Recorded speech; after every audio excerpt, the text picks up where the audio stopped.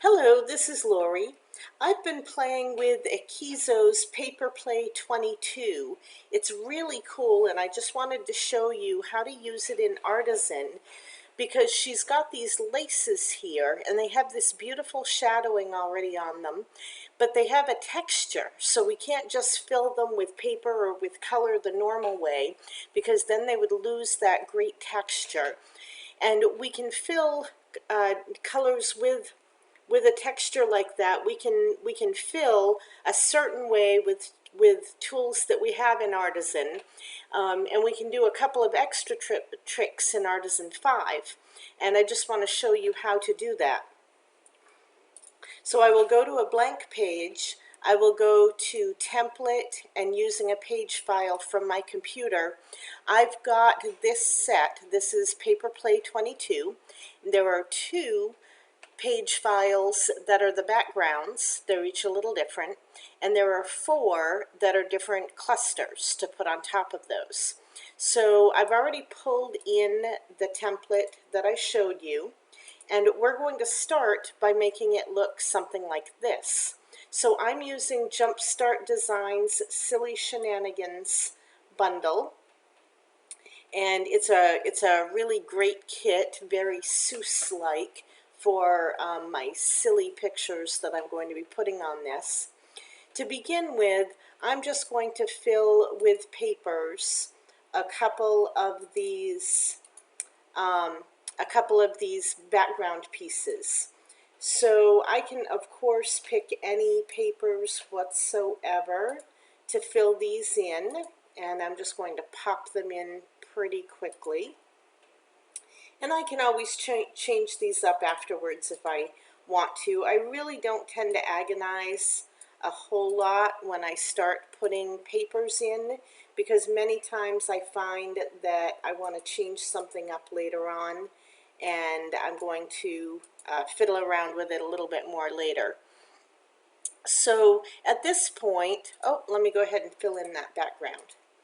At this point, I'm going to color these laces, and when I pick them, first I will pick both the bow and the bottom laces. You can see them over here in the Elements panel, and I did not pick those shadows because I'm not going to color those. I'm going to leave those right alone. I'm going to fill like I normally would because that would get rid of that texture. I will go up to color at the top, and I'm going to go to a wash. I can't use hue because this is a black and white and it won't put any color into it. So I have to use a wash, which is actually a color wash. Now, because of the way Artisan 5 works, I'm going to have to hit reset to get it back to basically a starting point because it remembered what I had done previously. But what I will do at this point is say sample color from screen, and as I come over, I can select what different color I might want to apply to this. Now, every once in a while with Artisan 5, I end up having my color picker get stuck, and it doesn't work very well that way. But I can grab up here and I can pull it over the target hue that I might want to use and get it somewhere close. And you'll find that in the preview, usually this looks nothing like the color that you tried to select. However, if you change your saturation and your brightness and you move those sliders back and forth, many times you will end up getting the color that you're looking for very easily.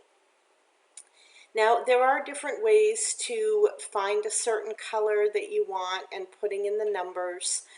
There are many different ways to do this, but I want to show you a couple that I find are very helpful to me after I've got this slider bar pretty much where I want it, somewhere close to the color that I'm looking for.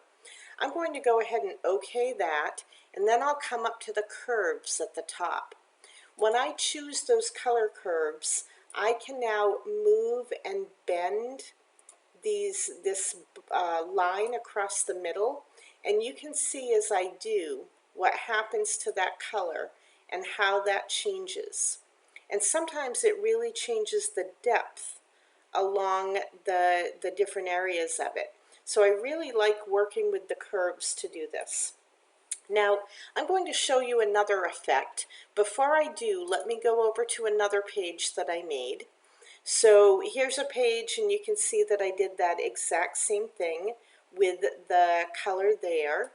But on this page, look how the pattern, you can see a pattern of the paper on the bow. So over on the this original page, I'm going to show you how I did that. First, let me go to that kit that I'm using, and let me go down to the papers, and I am going to find a textured paper, something with a texture that gives me some sort of a pattern that stands out a little bit. So this one right here, this pattern, I'm going to right mouse and copy that. I'll go ahead and move this back off the screen. Now what I need to do is select my ribbon again, and when I do this I'm going to right mouse, Effects, Edit, add an effect, and I'm going to insert a blend layer. Now once I do that, I go into that pattern and I will paste the paper that I had saved, and you can see it show up over here. Now let's zoom this up so that we can really take a good look at it. You'll notice that it maintains the blue that I started with, and it does have some texture, but it's starting to look a little bit flat. So at this point, I would take my opacity, and I'm going to move that slider back and forth until I've got the exact look that I want. So you can see that as I move it down this way, I pick back up my texture so that I don't lose as much of it. If I go way up here, you'll see that now it really just looks like I filled with paper. So I'll bring it down, and it's a very, very subtle look, but it does change it. So I'll say OK, and now I can go to the lacing, right mouse, Effects, Edit, and it remembers exactly where I was. So it is put it in on the lacings, and I can just OK that also. Now let's go back to what I had going on before so that I can just refresh your memory on what I wanted to get to. Even though I used a different color on the ribbon, I just wanted to show you the different effects that are going on. And it'll take just a minute to get there. So here was the original that I had, and you can see that I've tilted it. I've angled it over. So to do that, we are going to grab the whole thing, and I always deselect that background. I don't want to flip or rotate that along with it. I go to Arrange and Group, and then after it groups, which takes a moment of course, I can hit right here the rotate button to rotate it around. Now what I noticed when I did that before is that this bow now kind of looks like it's heading in the wrong way. Gravity isn't working correctly for it. So I'm going to ungroup, and as soon as it ungroups, then I'm going to grab that bow and the shadow that goes with it, and I'm just going to group those two things. And what I found is once I did that, you can see that I've got both of them here.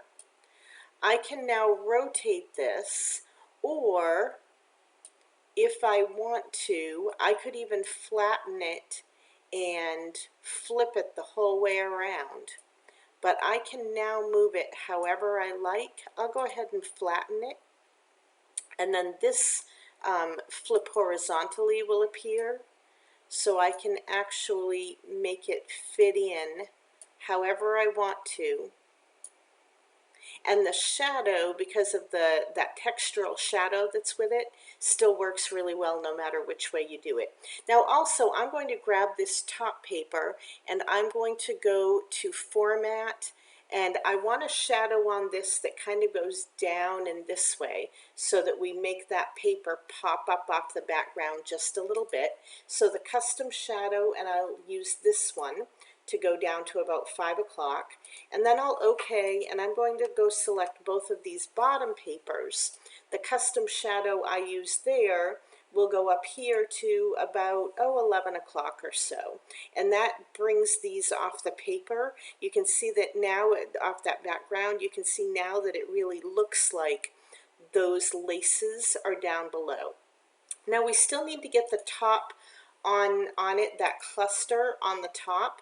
So what I do to begin with is I go to Home, Add Page, using a page file, I'll go browse to that same folder and I'll bring the cluster in. In this case, I've already got the cluster in because I wanted to add my photos already. So I end up having two working pages when I do this. So I'll pop over to the other working page, and then once it comes in, all I really do is highlight everything that's on the page, and I'm going to go down, and I forgot to unlock the preview. I do like to grab the preview and the name of it so that I can keep track of it over there.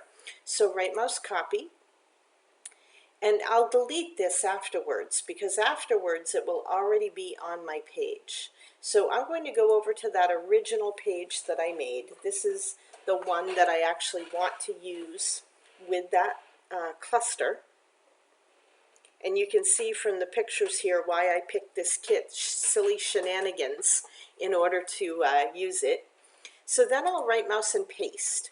Now if you're not quite sure where that whole cluster should go, if you kind of line up the previews, see over to the right hand side, I'm looking at where the previews go. This is sort of where it was meant to be from the beginning, but because I'm totally covering that bow now, I don't want it to be there. I'm going to shift it up and over, and if I want it smaller, which I do in this case, I'm going to go to Arrange and Group, and then I'm just going to make the whole thing a little bit smaller so that it fits better with what I've got going on. So give it just a moment. There's the group.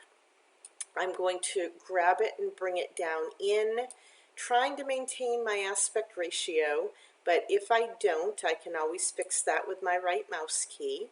Now I will go ahead and ungroup it. Now you notice that the aspect ratio has changed. So I can right mouse aspect ratio restore original, and now I can go up here and hit ungroup, and that will work for me once it finishes thinking. There we go. At this point, I'm going to go get this bow. Now remember, this is the bow that I had flattened, I had flipped around, I had put it where I wanted it to be, and I don't want it tucked under that picture. I'll move it to the front so that it's sitting in a much more natural position. I've already shadowed all these pieces, and of course I'm going to go through and get rid of those elements. I'll pull in my own, I'll change out the papers, but now this page is pretty much ready to just finish off. As a reminder, let me show you what my other pages look like once all was said and done. I did the exact same thing here. You can see that I've got both templates pulled in.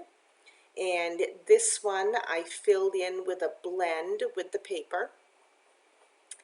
And then I've got this page that I just filled in with my color, sampling a color from the screen and playing with it until I like the look of it. So have fun with the Akizo Paper Play 22 or any other templates or elements or pieces that have a great texture that you want to maintain and you just want to change the color to match your layout. Have fun with this. Bye-bye.